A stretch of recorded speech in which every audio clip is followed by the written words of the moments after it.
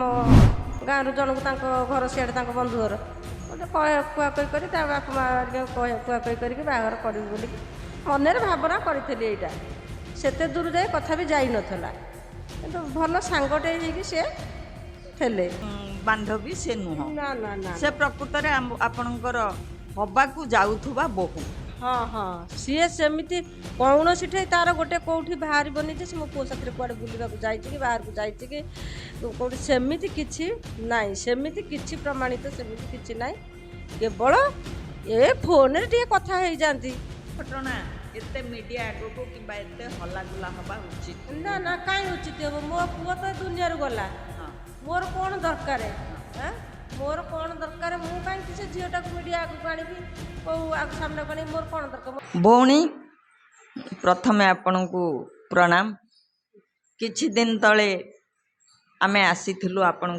पाखकू सौम्य विषय रे किछि विषय बुझिबा पई आज आसीचु आमे हठात एई दिने दुई दिन तले देखिलु एनएचआरसी आगरे बहु लोक तो आसिक बयान दौथुले तांकर रेकर्ड होउथुला गोटे झियो ता भितरु अन्यतम झियो ताकू कहगला जे ये सौम्यर बांधवी किंतु झियोटी कहूए जे मु सौम्यर बांधवी नुह मु सौम्यर सांग बड़ द्वंद्व भितर आमे पड़गलु तेणु आमे चिंता कलु आपण पाखक गले झीटीर भल झीटीर प्रकृत परिचय आमे टिके जानी पारंतु कौन आज्ञा झीटी आपण सहित केमिति कौन परिचित जो जहाँ कहला से ठीक कथा कहला से पुओ साथी गोटे भल सांग हिसाब से चलती आमे मने मने स्थिर स्थायी करी मुझे झील टे देखी मने मने स्थिर स्थायी करी झीटी जदि भल समय सेमती भगवान आशीर्वाद हम बाहागर करी बोली मने मने मु स्थिर स्थायी करी भाभी आउ सी किंतु जहाँ कही ठीक कथा सी भल गोटे सांग भल सांग हिसाब से सी थेला गोटे भल सांग खाली कौन पुओ पिला सांग हो पारती झी पिला कौन सांग हो पारती सांग हिसाब से थेला किंतु मु तो मार जेहेतु ना मु देखीदेली हाँ मो मन को गोटे भावना आसला हाँ मु भाभी ए झील को मोर टिके समय सुविधा देखिकी गोटे प्रस्ताव पकेबी कही आम गाँव जन को घर सियाड़े बंधु घर गोटे कुआकुई कर बापा माँ कुआकुई करके बाहर करी बोल मन भावना करी एटा सेते दूर जाए कथा भी जाई नथला किंतु भल सांगटे होगी सी थे सौम्य सहित तांकर भल संपर्क थिला सौम्यंकर से अंतरंग माने सांग भल सांग सेतेटा भी सेते कथा ये भी नाई तथापि जति जहाँ ये मो जानिया भल भल गोटे सांग हिसाब रे केतले केमती गोटे गोटे कौन पॉइंट फॉइंट गोटे कथा कौन पहले कि जहाँ ये कले केतले केमती से झील साथी टिके कथा ही जाए एमिति अर्थर एमती जो गर्लफ्रेंड एमती जो बाहर बुलिबा एमिति बांधवी से नुह ना ना ना से प्रकृत में आपणकर हवाकू जाऊथुबा बहु हाँ हाँ सी सेमती कौन सी तार गोटे कौटी बाहर बनी जे मो पुओ साथी कुआड़े बुलवाक जाइए कि बाहर को जाइए कि कौटी सेमती किछि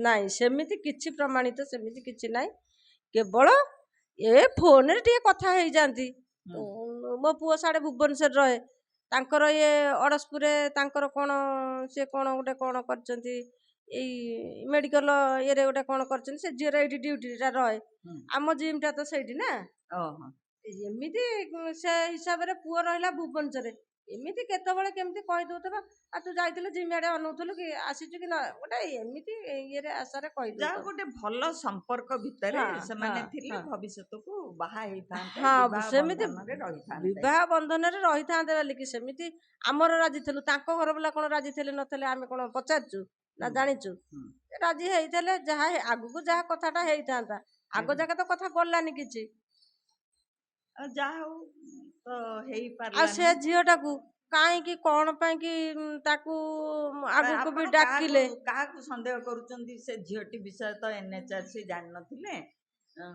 ତାହେଲେ ଝିଅଟି ବିଷୟ NHRC ଆଗକୁ ଆସିଲା କେମିତି?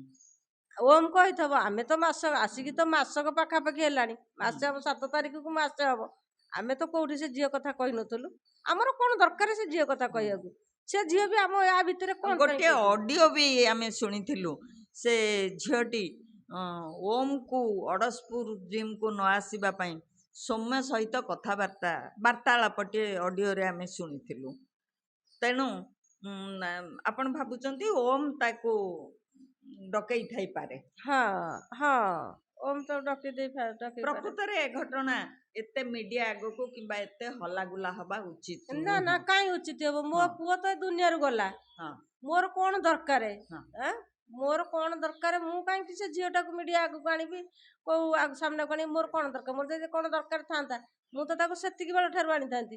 ଆଜି ମାସେ ହବାକୁ ଆଉ ଦିନେ 2 ଦିନ ଥବ ତାକୁ ଆଣୁଛନ୍ତି, 25-26 ଦିନରେ ତାକୁ ଆଗକୁ ଆଣୁଛନ୍ତି। ଆଉ ସେଟା ଆମର ସେଇଟା ନଥିଲା। ଯିଏ ଯାହା ଇଏ କରୁ, ସିଏ ଭଗବାନ ବିଚାର କରିବ। ଆମର ତାକୁ କାହିଁ ଆମେ ଆଣିବୁ ପଦା ଆମ ଅଳିଆ ଭିତରକୁ? ସେ ଝିଅଟା ଆମେ କାହିଁକି ପର ଛୁଆଟାକୁ ଆମେ ଆଣିକିରି କ'ଣ ଇଏ କରିବୁ? ଠିକ ଅଛି। ଆମେ ଏବେ ସେଦିନର ସେଇ ଦ୍ୱନ୍ଦ୍ୱ ବିଷୟରେ ଆମ ମନରୁ ମଧ୍ୟ ଦ୍ୱନ୍ଦ୍ୱ ଦୂରେଇ ଗଲା।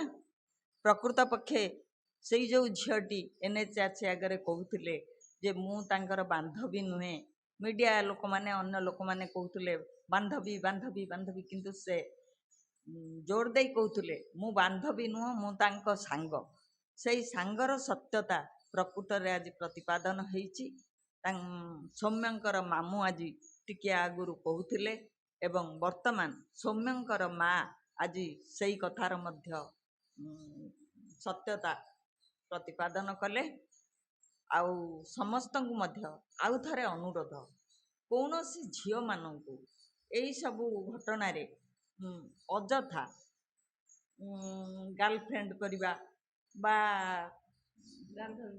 ଅଲଗା ଅର୍ଥରେ ନେବା, ଏଇଟା କରନ୍ତୁ ନାହିଁ ଆଜ୍ଞା। ସମସ୍ତଙ୍କୁ ଅନୁରୋଧ, ଝିଅଟି ଭଲରେ ରହୁ, ଭଲରେ ମଧ୍ୟ ତା ଦିନ କଟୁ। ସୌମ୍ୟ ତ ଚାଲିଗଲା ଦୁନିଆରୁ, ତା ଆତ୍ମାର ସଦ୍ଗତି ହଉ। ସେ ତ ଭଗବାନଙ୍କ ପାଖକୁ ଚାଲିଯାଇଛି। ଆଜି ମଧ୍ୟ ତାଙ୍କରି ଘରେ ତାରି ପାଇଁ ମୁଁ ହାତ ଯୋଡ଼ି ଜଗନ୍ନାଥଙ୍କୁ ମଧ୍ୟ ପ୍ରାର୍ଥନା କରୁଛି ତା ଆତ୍ମାର ସଦ୍ଗତି ପାଇଁ।